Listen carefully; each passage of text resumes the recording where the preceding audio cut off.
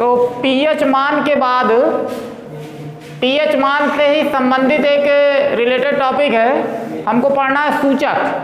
सूचक किसे कहते हैं? सूचक को अंग्रेजी में बोलते हैं इंडिकेटर।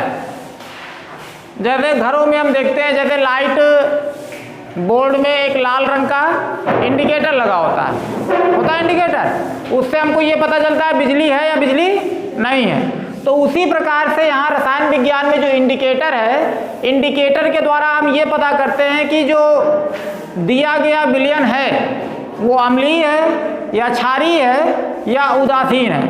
ठीक है, तो इंडिकेटर का मतलब ये होता है, इसकी डिफिनेशन ये है कि वे कार्बनिक यौगिक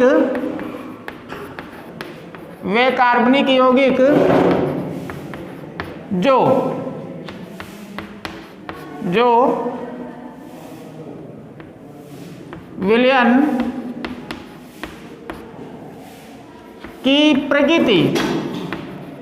विलयन की प्रकृति की पहचान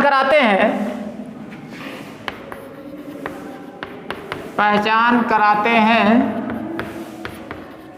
प्रकृति का मतलब ये होगा कि विलयन अम्लीय है कि क्षारीय है कि उदासीन है। तो ऐसे कार्बनिक यौगिक जो विलयन की प्रकृति की पहचान कराते हैं वे सूचक कहलाते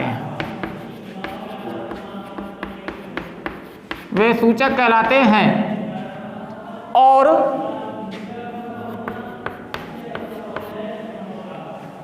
इन सूचकों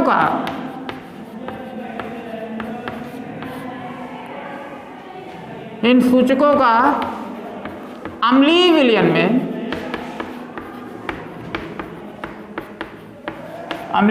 में एक रंग और क्षारीय विलयन में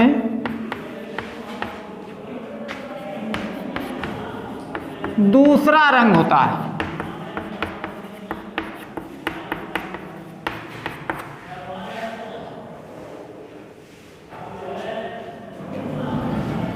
और सूचक की एक खास विशेषता यह है, सूचक दुर्बल कार्बनिक अम्ल या दुर्बल कार्बनिक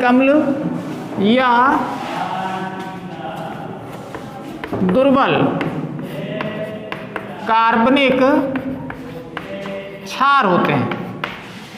दुर्बल कार्बनिक अम्ल या दुर्बल कार्बनिक क्षार होते हैं। ये इंपॉर्टेंट लाइन है इसकी।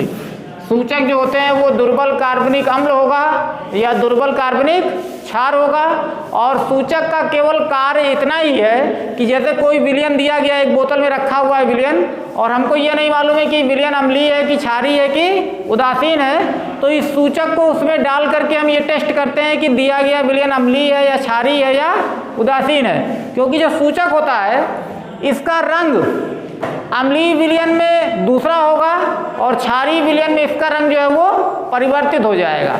तो इसीलिए इसकी परिभाषा यह है कि वे कार्बनिक यौगिक, और इसकी खास विशेषता यह है कि जो सूचक होगा वो या तो अम्ल होगा या तो वो क्षार होगा, लेकिन दुर्बल कार्बनिक अम्ल या दुर्बल कार्बनिक क्षार होगा।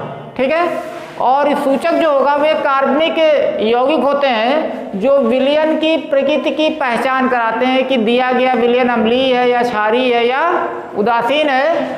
और इन सूचकों का अम्लीय विलयन में कोई दूसरा रंग होगा और क्षारीय विलयन में इनका रंग जो है कोई दूसरा होगा। ठीक है, अब सूचक के प्रकार कितने होते हैं? 3 प्रकार के सूचक हमको पढ़ना है। ठीक है, तो सूचक के उदाहरण, एक उदाहरण तो हमको मालूम है लिटमस पेपर, ये एक प्रकार का सूचक है। एक है मेथिल ऑरेंज,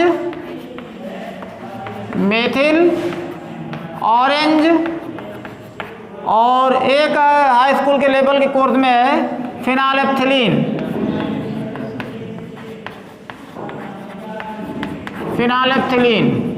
तो ये 3 सूचक हमको पढ़ना है।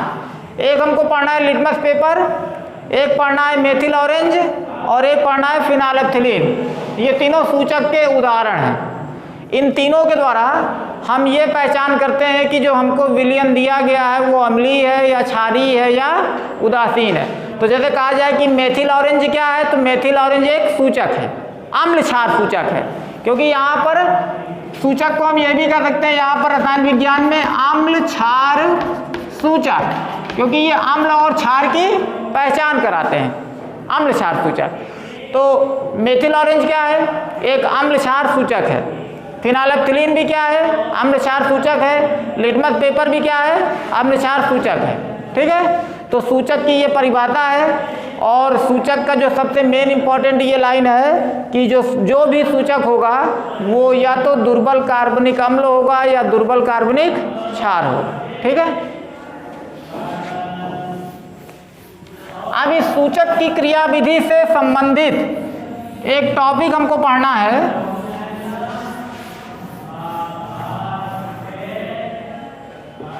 सम आयन प्रभाव। बहुत इंपॉर्टेंट है ये, सम आयन प्रभाव। इसको बोलते हैं कॉमन आयन इफेक्ट,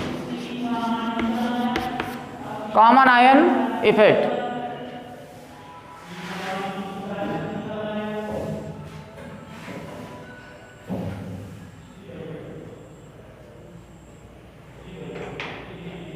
सम आयन, सम आयन का मतलब समान आयन, मतलब अगर विलयन में उपस्थित कोई दो आयन समान है, कोई विलयन लिया जाए, विलयन का मतलब यह है कि उसमें दो चीजें मिली होंगी, एक विलेय होगा और एक विलायक होगा।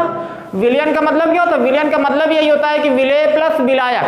जैसे मान लीजिए हमने पानी लिया और पानी में चीनी डाल दिया, तो पानी क्या है, विलायक है, और चीनी क्या है, विलेय है, और दोनों को मिला दिया शरबत बन गया, तो शरबत क्या है, विलयन है। ठीक है, तो सम आयन प्रभाव का मतलब ये होता है कि विलयन में अगर कोई दो आयन समान हो जाएं, विलयन में किन्हीं दो आयनों के समान होने पर जो दुर्बल वैद्युत अपघट्य होता है, दुर्बल वैद्युत अपघट्य, उसका वियोजन घट जाता है, जिसे हम बोलते हैं सम आयन प्रभाव। तो पहले इसकी परिभाषा लिख लेते हैं, फिर इसका उदाहरण समझते हैं।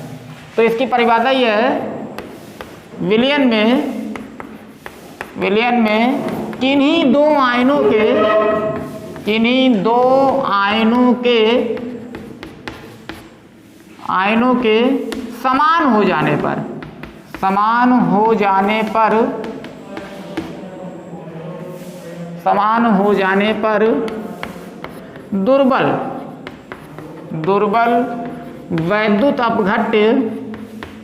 पर दुर्बल वैद्युत अपघट्य के वियोजन की मात्रा वियोजन का मतलब टूटना, के वियोजन की मात्रा घट जाती है,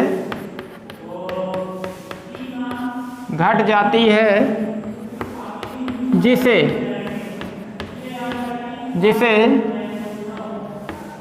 सम आयन प्रभाव कहते हैं। ये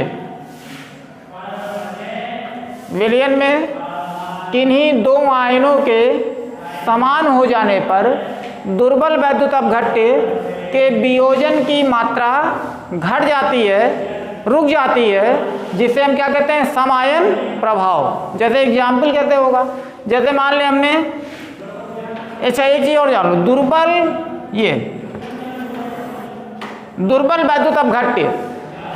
वैद्युत अपघट्य का मतलब क्या होता है, वैद्युत अपघट्य, जैसे इसको समझ लें पहले हम,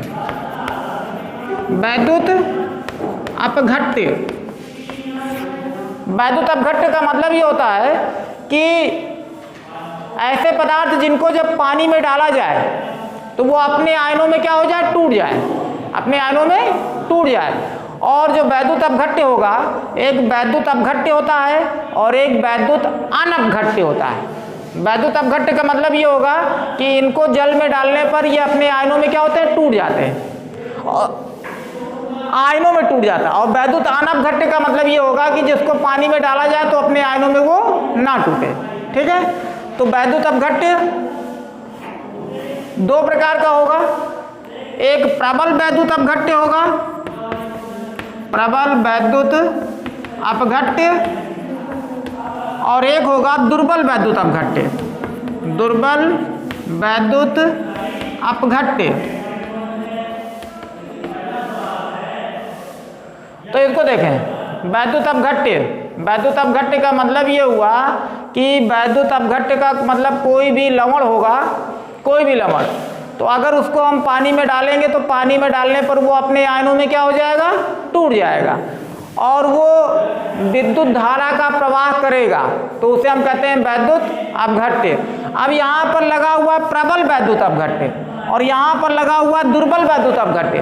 तो प्रबल वैद्युत अपघट्य का मतलब ये होता है कि ऐसा यौगिक जब उसको पानी में डाला जाए तो वो पूरा का पूरा अपने आयनों में टूट जाए, कुछ भी बचे ना, पूरा का पूरा अगर अपने आयनों में टूट जाता है तो वो प्रबल वैद्युत अपघट्य है। और दुर्बल वैद्युत अपघट्य जो यहाँ लिखा हुआ है, दुर्बल वैद्युत अपघट्य का मतलब यह है कि ऐसे यौगिक जब उनको पानी में डाला जाए तो वो थोड़ा सा अपने आयनों में टूट जाए और थोड़ा सा उस रूप में भी बचा रहे, वो दुर्बल वैद्युत अपघट्य है। ठीक है, बात समझ में आया?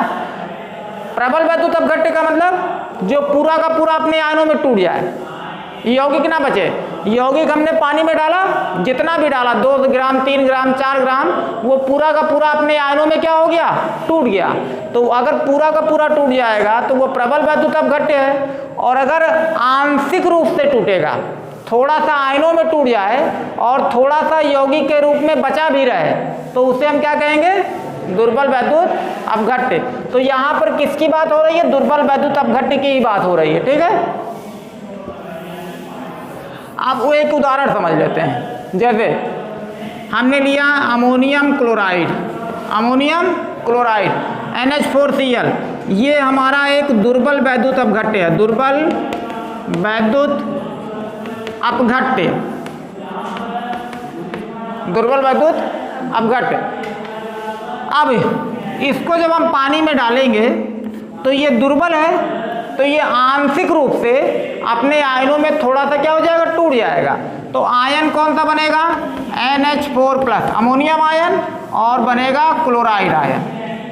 ठीक है, लेकिन अगर इसको हम किसी ऐसे यौगिक के साथ मिलाकर डालते हैं, जैसे इसको अगर हम अकेले पानी में डालेंगे तो अकेले पानी में डालने पर ये टूटेगा, टूट जाएगा, आंशिक रूप से टूटेगा और अमोनियम आयन देगा और क्लोराइड आयन देगा। लेकिन अगर पानी में हमने मिला दिया हाइड्रोक्लोरिक अम्ल HCl, तो जब इसको तोड़ेंगे तो ये देगा H+ और Cl-। इन दोनों को हमने मिलाया और दोनों को पहले एक बार हम क्या करेंगे, इसको अकेले पानी में डालेंगे। तो जब इसको अकेले पानी में डालेंगे तो ये आंशिक रूप से इन दोनों में टूट जाएगा, और एक बार क्या करेंगे, इन दोनों को पहले मिला देंगे और मिलाने के बाद पानी में डालेंगे। तो जब हम देखें, ये देखेंगे वहाँ पर जब इन दोनों को मिला करके पानी में डालेंगे तो जितना ये अकेले पानी में टूट रहा था, अब उससे कम यहाँ पर टूटेगा। क्यों? क्योंकि यहाँ पर इसमें भी क्लोराइड आयन है और यहाँ पर भी क्लोराइड आयन है, दोनों में यहाँ भी क्लोराइड आयन आ रहा है और यहाँ भी क्लोराइड आयन आ रहा है। तो सम आयन प्रभाव, यहाँ भी क्लोराइड आयन बन रहा है और यहाँ भी क्लोराइड आयन बन रहा है। तो किन्हीं दो आयन के समान होने पर, तो दो आयन समान है कि नहीं है, तो किन्हीं दो आयन के समान होने पर दुर्बल वैद्युत अपघट्य, दुर्बल वैद्युत अपघट्य कौन है, ये इसके वियोजन की मात्रा, टूटने की मात्रा क्या हो जाती है, घट जाती है। इसे बोलते हैं सम आयन प्रभाव। ठीक है, विलयन में किन्हीं दो आयन के समान हो जाने पर दुर्बल वैद्युत अपघट्य के वियोजन की मात्रा कम हो जाना कहलाता है सम आयन प्रभाव।